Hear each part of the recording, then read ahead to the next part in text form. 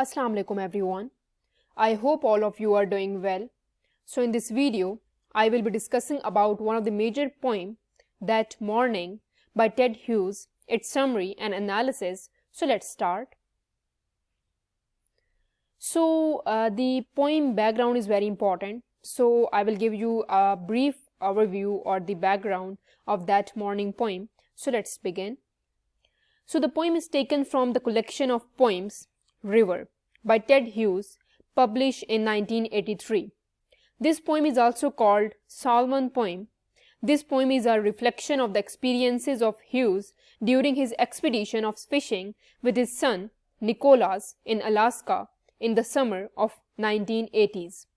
In his early life, Ted Hughes used to go to fishing with his sibling through going to the field and waterways in the wide open, and he turned into an eager onlooker of the natural world.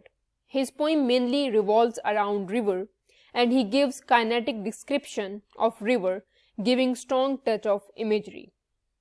So let's move towards the explanation of line 1 to 6.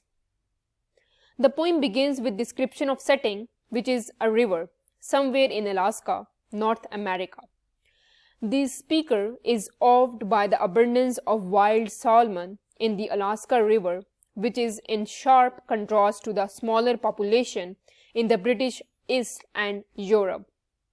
The speaker continues to draw a contrast between the enormity and abundance of Alaska and monotony and dullness of Britain by referring to the sooty twilight of South Yorkshire and the drumming drift of Lancasters, in a manner that portrays them as trivial features of Britain, the poet's native country. He has converted his fishing experience into a beautiful poem. The poet gazes at a group of salmons. It seems that they are performing some kind of ritual. He feels that salmons are getting some heavenly satisfaction, and while performing some kind of ritual, brightness has overwhelmed them and they are shining in deep water. The poet is not alone who is feeling the scarcity of fishes. His son is also feeling the same because he uses the word we instead of I everywhere. So this is the explanation of line 1 to 6. Now move towards the line 7 to 12. So ritual ceremony of fishes has not been ended yet. With every second, the poet and his son can feel increase in the holiness of Solomon. Poet's mind is also blessed. Although only Solomons are performing rituals, yet his mind is also blessed and filled with thoughts. The blessing with which he is feeling is actually his imagination, his mind connected with nature. Here the word golden. Golden basically is a symbol of love, compassion, courage. In Greek mythology, golden presents reality and beauty. Here another word is used, imperishable. Imperishable is immortal. Here fishes here are immortal, but the people and surrounding fade with passage of time, according to poet. Now let's move towards line 13 to 19. So the line in the poem, as I will state that in this way, as if we flew slowly their formation. So this indicates that the poet is imagining his own world in which he feels peace, harmony and blessing. There is also a fear in his mind that any wrong thought can end the blessing. One wrong thought might darken as if the fallen world and Solomon were over. So these lines reveal that the poet cannot think anything else. Meaning here is that he cannot divert his attention towards any other subject, otherwise he will lose his peaceful imagination. The line here is that had let the world pass away, shows the superiority of fishes to everything because the poet thinks that these fishes are everlasting. It is highly ironic at the end we witness transient life of Solomon. So these are the description of line 13 to 19. So let's move towards line 20 to 27. So the experience constitutes a reality for Hughes. The poet is lost in the imagination, thinking of the lupins. Lupins here are plants in the mountain. However, this journey comes to an end. when a bear comes out of nowhere and eats the salmons who were lost in their rituals, the seemingly immortal life of the salmons come to an end. So did the poet's paradisal journey. This is the case of life, when a person is living his life on his own accord, but fate intervenes in it. Two types of elements are used in the poem or in these lines. That is peaceful nature. The second thing is violent and cruel nature. So here, nature also favors the powerful ones.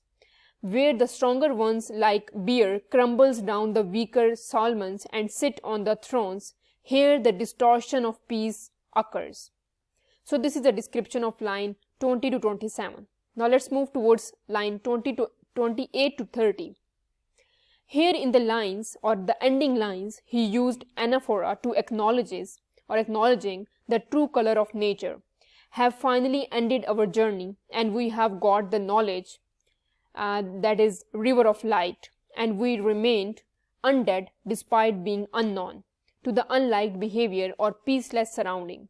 No matter how much irrationality you make up in your mind, but at the end, what action on the ground is going to be is always rational. That is how he realized nature. He claimed that both innocence and cruelty is there in the nature. This what accepting the bad thing and enjoying or favoring good things. You need to aware yourself with the bad as well, not just believe that you are immortal because you pray. Your good deeds, you have a good deeds, but believe on the tragedies as well. You cannot say nature is all innocent or nature is all bad. So you need to believe on both sides of the nature. So if we finally interpret this poem, the whole poem is symbolic. It depicts reality of life. Ted Hughes wants to say that life goes on in this way. There are many good days in life, but suddenly due to an incident, we lost everything. It also shows brutality of stronger over weaker. Life is full of charms, and at the same time it is full of tragedies. Poem reveals reality. Some people in life are like salmons who do not harm to others, who do not provide harm to others, but still some bears eat and hurts them. Life is a mixture of good and bad days. If a person is free from worries, he would find peace and harmony while seeing salmon, but if he has witnessed the brutality of bear, then his mind are brutal in nature, and they did brutality in everything. So the two aspects of life is there, that is good and bad. So let's move towards the themes of the poem. The first theme is good versus bad. The second theme is cruelty versus violence. The third theme is power of fulfillment, and the fourth one is power or the animal. We can say that power of animal. So good versus bad is also there, like the salmons are good and the bears are bad. Cruel in nature, bears are cruel in nature. Power of fulfillment, that they want to sit on the thrones. Bears want to sit on the thrones by hurting other people.